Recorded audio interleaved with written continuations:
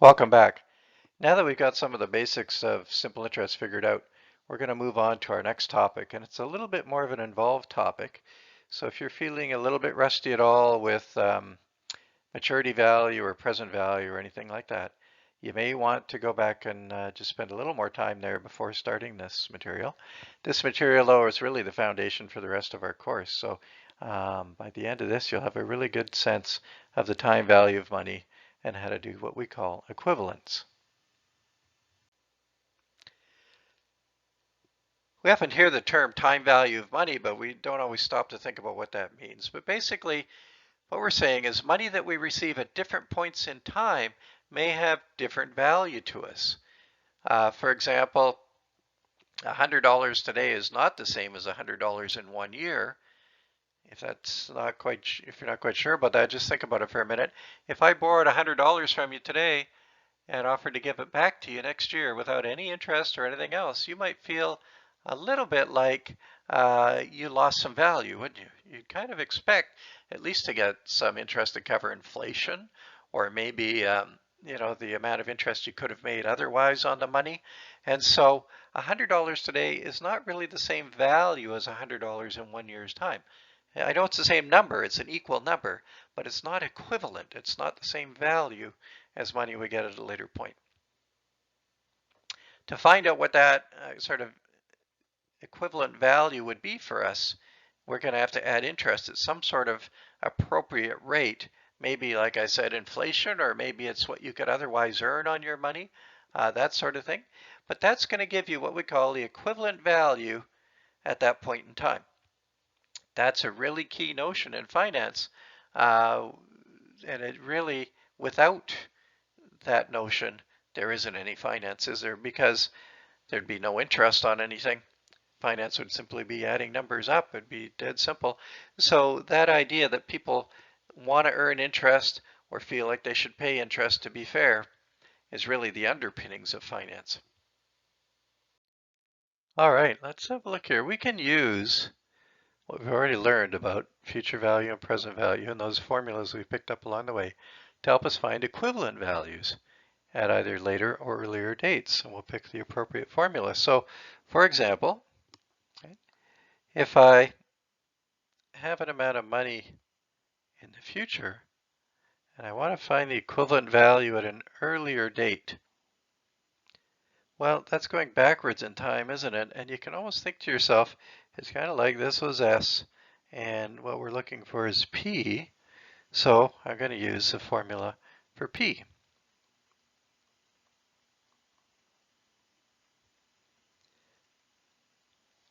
Now, what if we want to go the other way in time? Well, let's see. Let's say we have some money here at an earlier date. We want to find out what it's worth at a later date, right? Well, in that case, right, then it's like we know P, but we want to find S, isn't it? Because we're going to a later date. And so we can use the S formula in that case. All right, now normally we don't put in the P's and S's on the timeline like I did in green there. We just know when we want to move money forward in time, we use the S formula. And when we want to move money backwards in time, we use the P formula.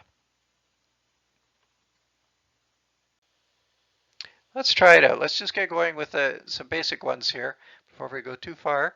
And I'll let you try it out, just to kind of remind you where we left off last time. Make sure you're okay with that. Let's say we have a payment of $500 due on April 15th. Well, that's using a rate of 8%. Let's calculate the equivalent payment if the borrower wanted to pay a little bit late. So maybe they didn't have the money in April and they said, look, can I just pay you in September instead? I'm going to work all summer. I'll have lots of money then. Let me just pay you September 1st when I see you again. Well, that's fine. If we want to add interest at 8%, what would the person pay at that point? Let's draw a little timeline. Let's just make sure we get going. Okay, here. So I've got April 15th and I've got September the 1st. They're both in the year 2015. And originally, supposed to pay $500 there. Well, if we want to find the amount on September the 1st, we're going to have to move forward in time and add interest at 8% for however many number of days that is. And we can work out the number of days there. If you use a date function on your calculator, it ends up being 139 days. So we could put that in there. We could say 139 days, and I'll convert it to an annual number so that it matches the rate. So we can quickly work that out with the S formula. That amount at the end is going to be, well, let's write the formula real quick here before we go too far. 500 times 1 plus 0.08 for 139 days. And if we work that out on our calculators, we end up with $515.23. So when this person came back in September and said, okay, I've got some money, I'll pay up now, they would pay $515. And as long as both people in this deal agreed that 8% was a fair rate, they'd both be happy. Nobody would feel hard done by, and nobody feel like they had paid too much or received too little. So that's an idea of an equivalent value. It's not the same number, but it's got the same value at 8% over that number of days. So the rate and the time are really important when we're talking about equivalence. You'll notice I did something a little bit different this time.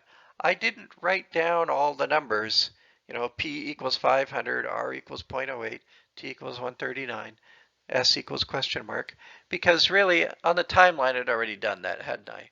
I had put the 500 in here, I'd put my question mark down here, and I'd written the rate and the time in. So the timeline is just another way of writing everything down and getting organized. And in fact, once I've got a good timeline, I could erase the question and I'd still be able to solve the problem, wouldn't I? All right. There you go. So good for you. If you got that one correct, that's great. I'm going to give you a part 2 to try. And again, just like always, when I'm giving you these tried outs, as soon as I give you the question, hit pause real quick and then come back. And once you've tried it, and then if you had any trouble, you can watch me go through it with you. All right. So let's look at a part 2 to this question. If the borrower wanted to pay early, so if they came along in March and said, I know I owe you $500 in April, but I'd like to pay you today. Maybe they just got a little money back on their taxes or something like that, but they've got money. They want to pay early. Would it make sense that they would pay a little bit less than 500? Because they are paying early, and if the person that receives the money could go and put the money in the bank at that 8%, well, they would probably be willing to take a little bit less, because if they put that in the bank at 8% for a month and a half there, they would end up with 500. So what would they be willing to accept if they took the payment early? Okay, use the same 8% again. Give that a try.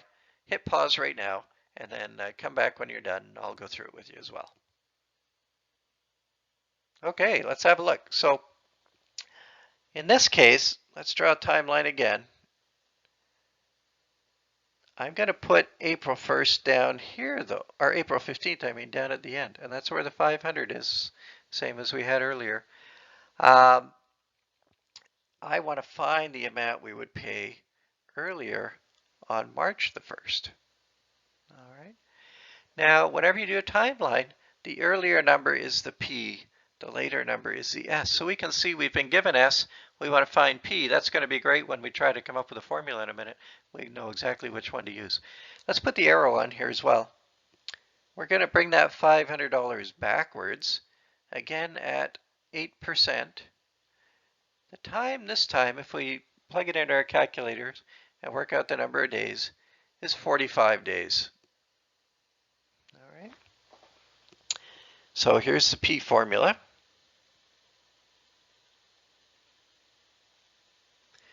Got the -1 exponent, the arrow's moving to the left, makes perfect sense. Let's go and put the numbers in here.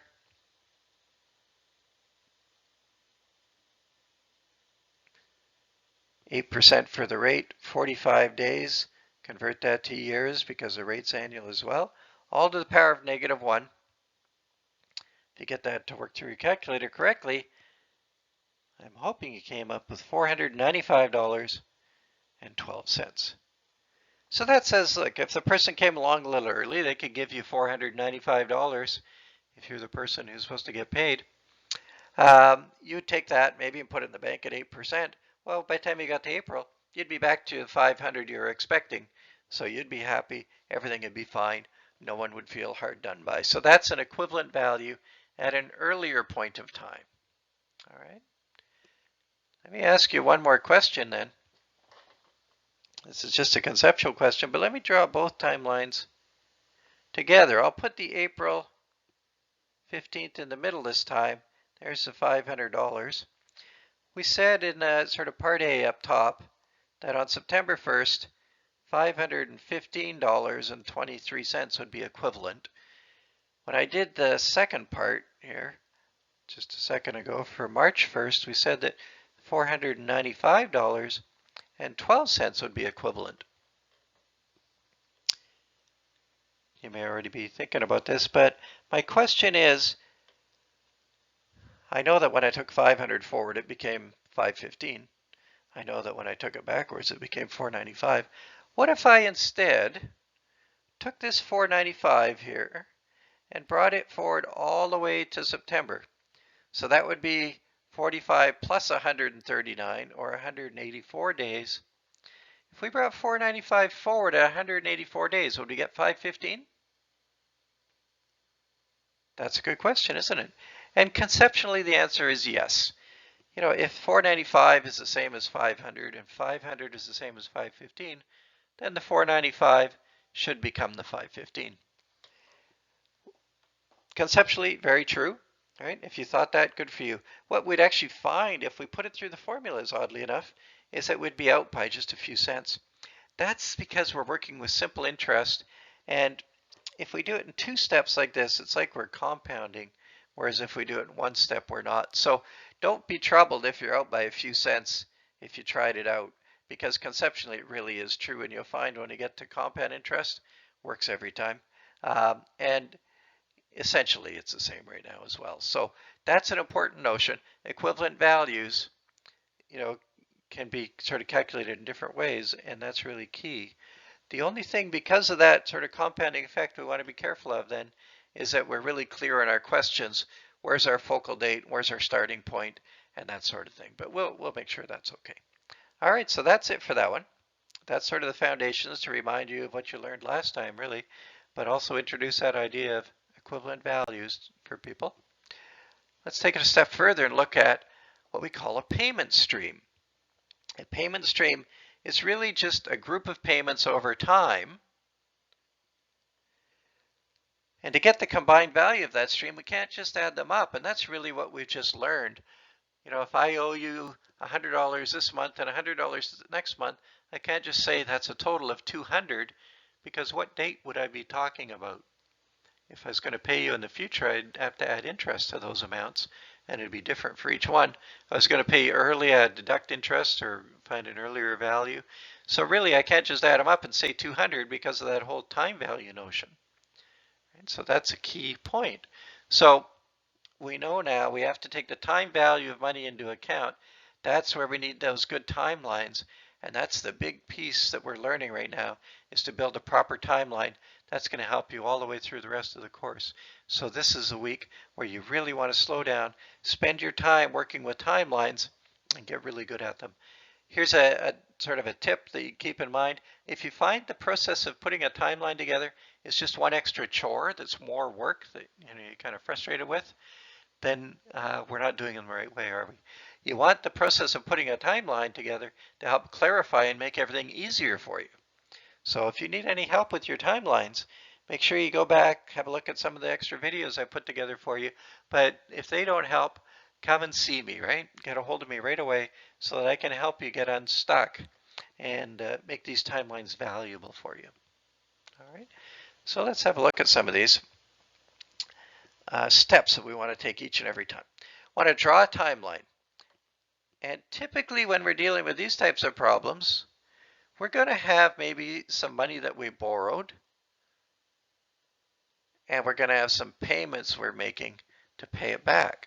So maybe we borrowed $500, and then later we borrowed $1,000, and now we're going to pay that back with just one big number at the end.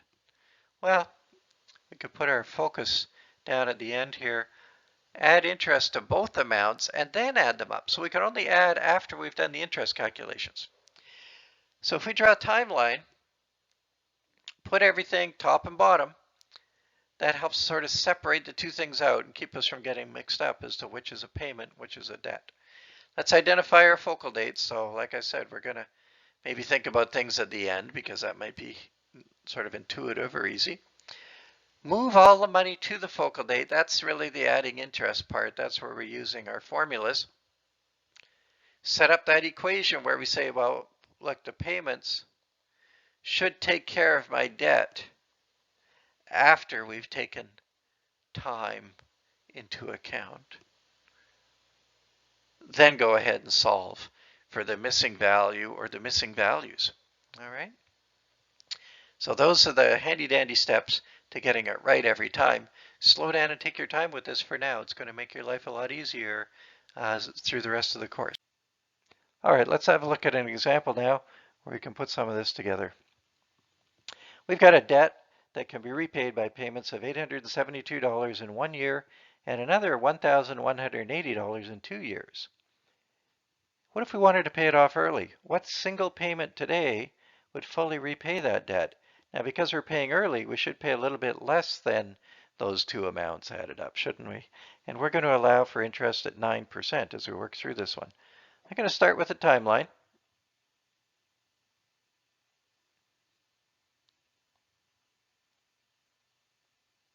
There we go. And on that timeline, I'm going to put on the top sort of the original deal. And I'm also going to start putting some time markings on here. We had 1 year and 2 years, didn't we? So let's go have a look now. The $872, that was at the 1 year mark. And the $1,180, that was at the 2 year mark, wasn't it? I'm going to switch colors and look at the new deal I want to put in place. So for that one, I'm going to move to the bottom now. And I'm going to say I want one single payment today. I don't know what it is yet, so I'll call it X. That's equivalent to the other two payments. Now notice one thing right away. I put the original payments on the top of the timeline and the new one on the bottom, and that way it's sort of top equals bottom, isn't it? Or bottom equals top. It keeps things straight for me so I know what to add and what to subtract later on. Now they're not at the same date, so I'm going to need a focal date to work with. An obvious one for this would be the 0 point, wouldn't it? Because that's where the unknown value is. And so it kind of feels natural to work at today's date. So if that's my focal date, that means I'm going to have to bring that $872 backwards in time 1 year. And I'm also going to have to bring the $1,180 backwards in time 2 years. Well, I can do that. Let's write that down now as sort of a formula. The new part should be equal to the original payments after I've taken time or time value and interest into account. By the way, the interest rate, I should write that down somewhere. Let's put that over here, just on the side, 9%. Well, let's go and write this out then properly. On the new side, I only have X, and it's at the focal date, so it's just X. On the original side, on the top of the timeline, I had two amounts. I had the 872, and that's coming backwards at 9% for 1 year. So I'm going to use my P formula because I'm going backwards in time. Plus, I also have $1,180 coming backwards in time as well for 2 years. So I use the P formula again for that and put those guys together. Well, let's work those out.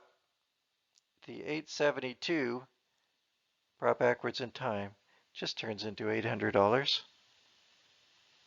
And the 1180 brought backwards in time turns into $1,000.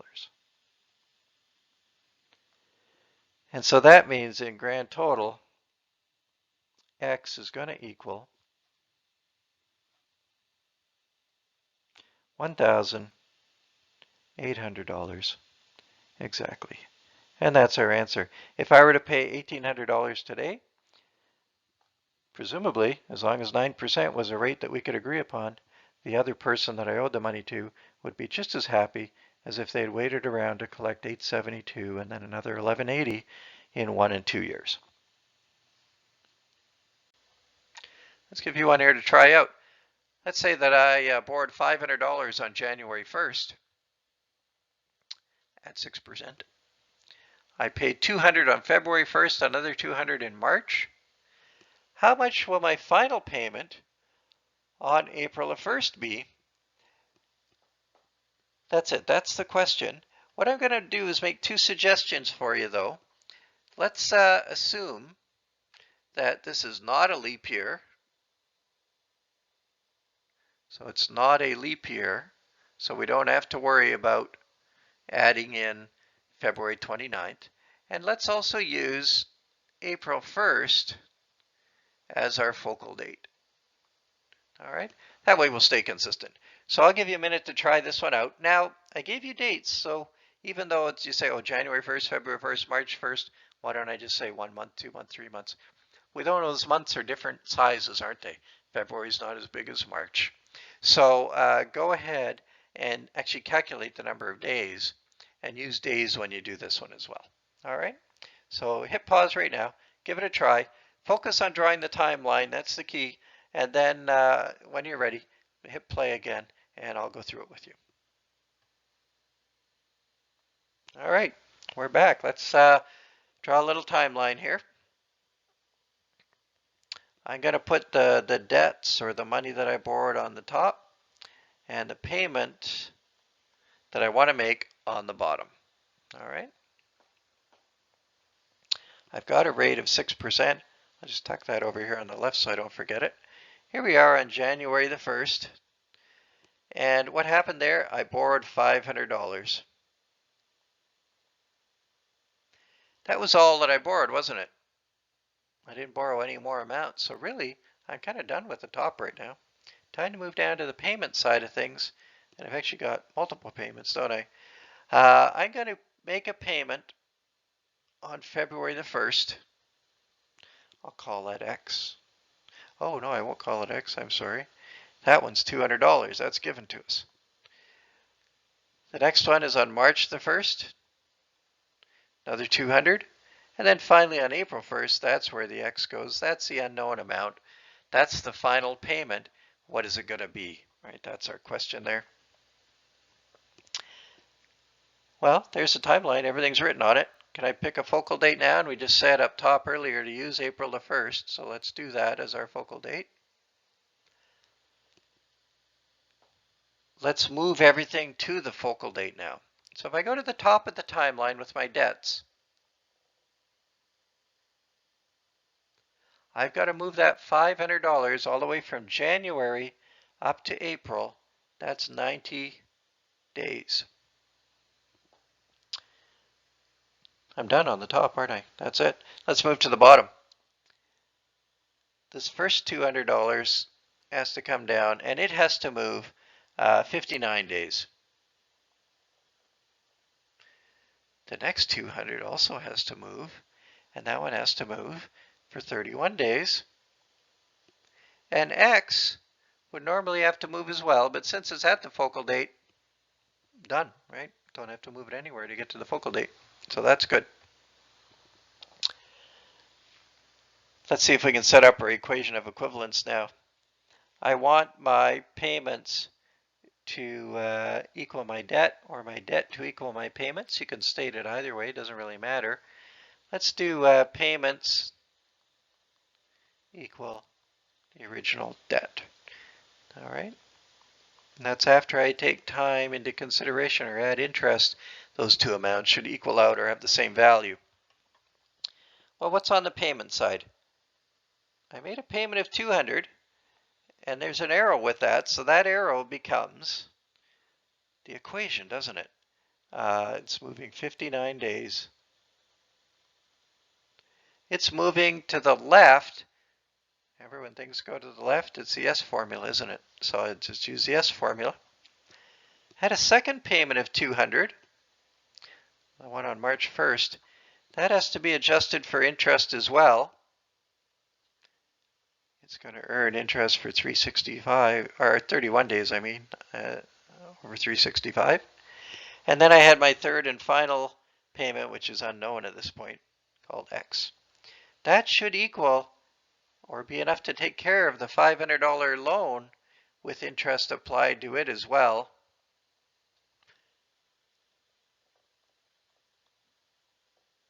There we go. That's what that looks like there. So again, as we're looking at this, let's just look at one of these, for example. This arrow here, that becomes this equation right here, doesn't it? All right.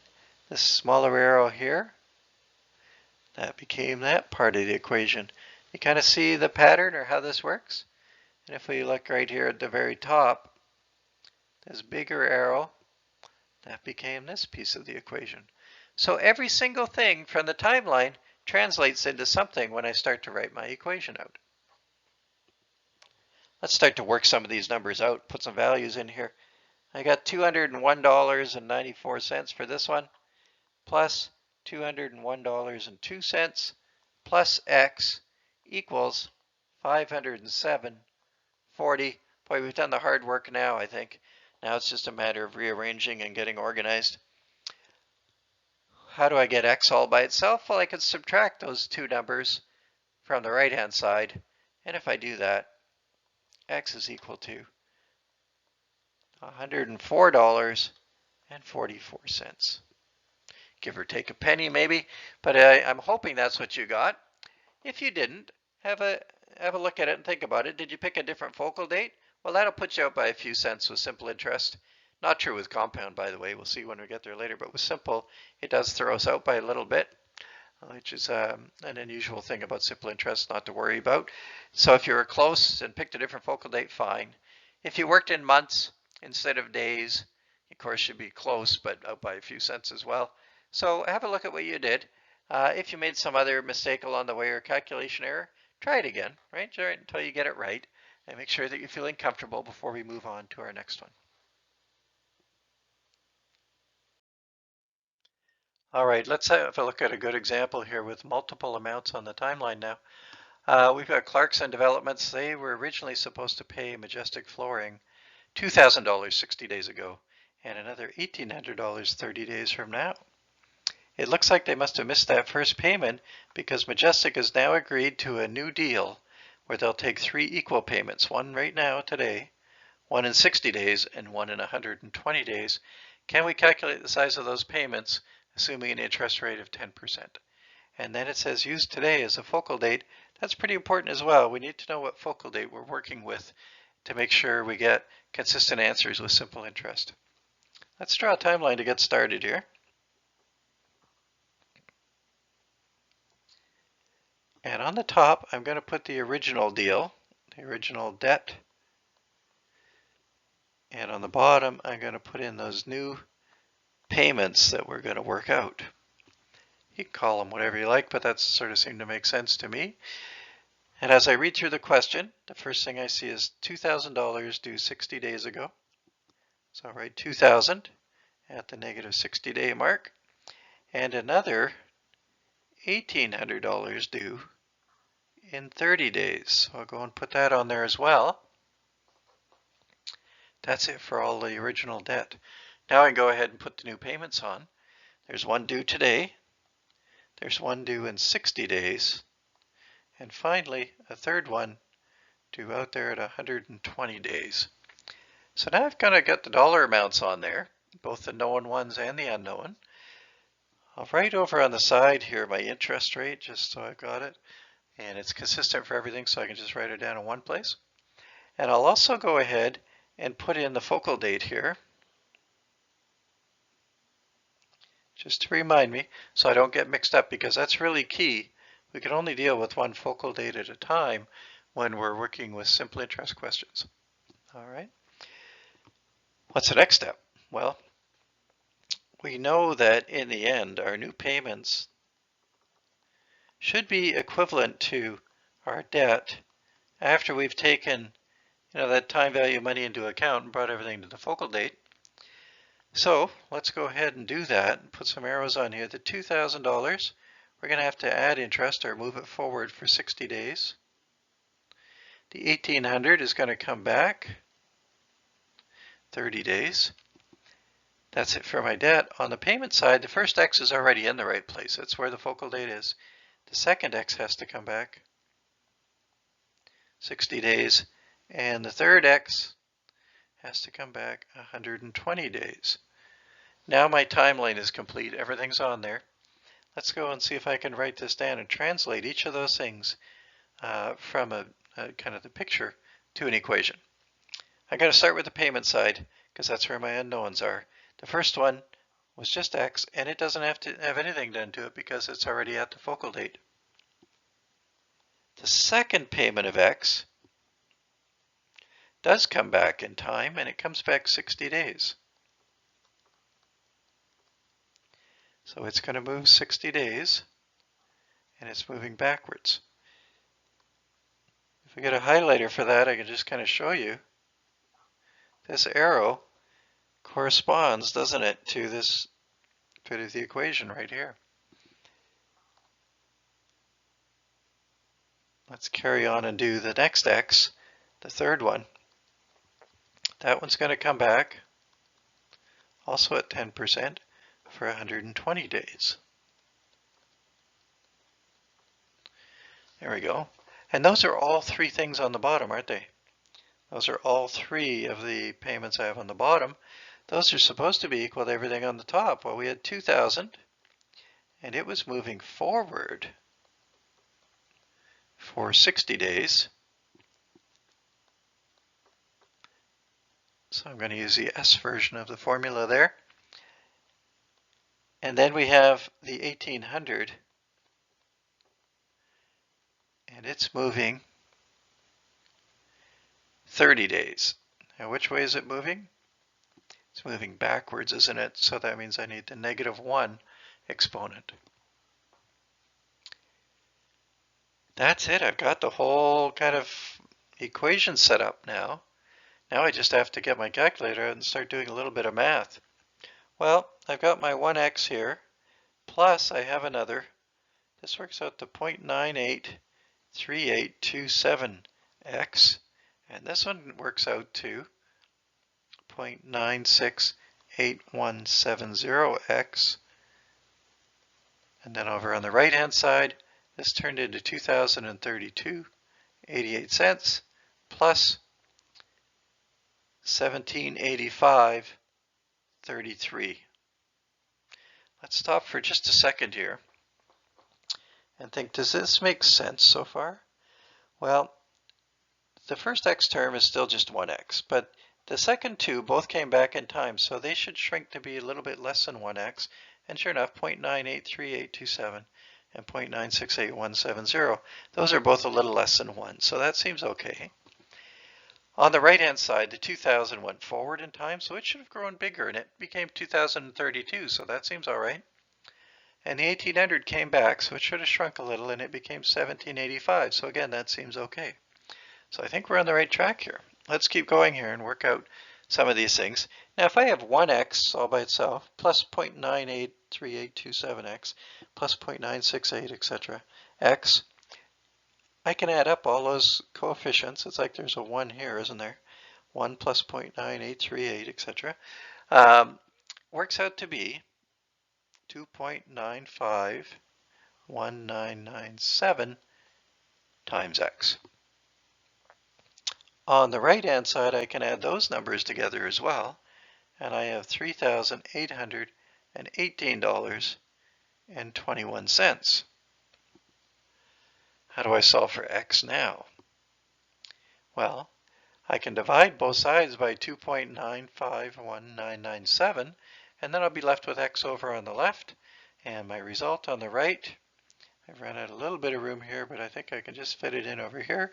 X is equal to $1,293.43. So I have 3 new payments of $12.93 $1,000,000.43. The first one today, the next one in 60 days, and the next one in 120 days. All right. Does that even seem about right? Let's just ballpark it without interest. We owed 2,000 plus 1,800 if we're Clarkson, so that's 3,800. Got to pay it with 3 equal payments. 3,800 divided by 3 is a little over 1,200. I got a little over 1,200, didn't I? And there'd be a bit of interest in the mix there too. So I think I did the right thing, and it looks like it's okay. There, just to get you going, right? So Rob borrowed 500 on January 1st at a rate of 6%. Kind of like we just had a few minutes ago, but this time I got to make 3 equal payments, February, March, and April. So not 200, 200, and then 1 something. I'm now going to make just 3 equal payments. What would those amounts be if we do that? So let's see if we can calculate those. Again, use a focal date of April the 1st. See if you can work your way through it. I'm going to suggest you press pause right now. Draw your timeline. Try to set up the equation of equivalence and see if you can work out what x will be. And then when you're ready, press play, and I'll go through it with you. All right, let's have a look.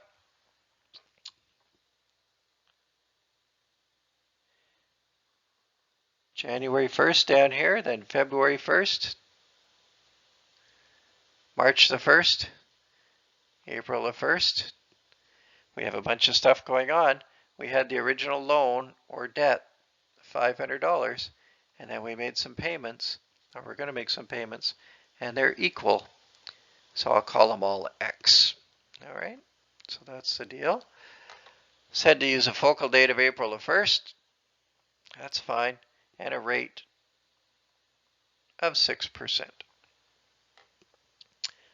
That's the timeline this time, just a little bit updated from what we did before, a little bit new. Gonna have to move everything just like before. The reason I use this is because you've already got the number of days, don't you, from before. So this was 90 days, if you remember, from our last example you did. This one was 31 days, wasn't it? And this one was 59 days. So that's great. We've got everything on there. Let's go ahead and set the payments equal to the loan after we've taken time into account, or adjusted for interest, really. And so let's see, what do we get for that? Well, x plus x times, actually, let me just back up. I'll do them in order left to right. That's going to make more sense, I think. First one here is x times 1 plus 0.06 going forward for 59 days. The second x moves forward or adds interest at 6% for 31 days. And what about the third x? It's already there. So just put in a whole x there. No adjustments necessary. And that should equal or be enough to repay the original loan with interest as well. And we'll add interest for the full 90 days so that we're working with the same dates. All right. If I plug that all together, I get 1.00969,863x plus 1.005,095,89x plus x equals 507.40.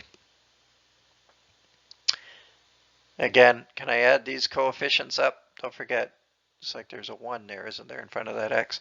Add those up. I get 3.014794521.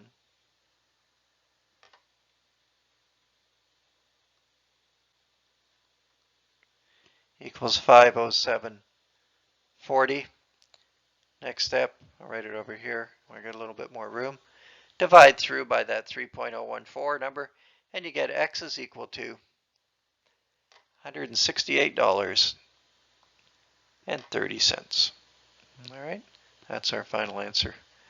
So if I make 3 equal payments of $168.30, that should take care of that original loan when the 6% is factored in. All right. So I hope that worked out for you. If not, try going through it again with my example to look at. Here's another really important tip.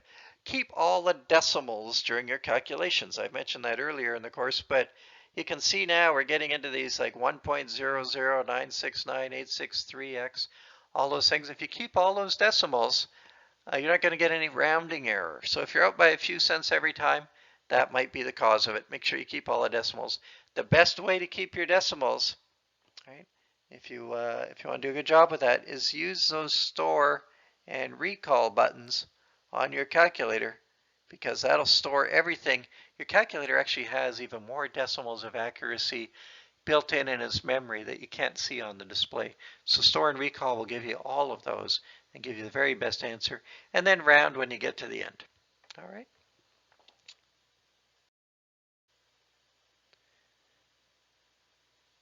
Take your time reading your questions. Use a timeline to organize things and really go through all those handy dandy steps. Make sure you're doing it properly. Once you got the timeline, you should be able to set up an equation of equivalence where you show what's equal to what, so that you can help work your way through and find that unknown amount. Once you get a final answer, it doesn't hurt to stop and think, does this even make sense? That's a great tip, right? Because sometimes if we make a obvious calculator error, we look at the final answer and go, that can't possibly be right. It'll get you to go back and find your mistake. So that's another good thing to start doing at this point. Remember to keep all your decimals. Learn how to use your calculator fully. Give yourself lots of paper and lots of room when you're drawing a timeline. All those sorts of things are going to make it easier. This is a great week to connect if you haven't yet. If you're struggling at all with any of these ideas and you just want a little bit of support or help with building these timelines and getting ready, because we're going to use them for the entire rest of the course to make our lives easier. All right, that's it for now. Do a bunch of these, work through the textbook, and when you're ready, you'll be all done our first chapter and ready for our first sort of finance quiz, a quiz on simple interest. So make sure you don't forget to take that before the due date as well. I'll see you next time.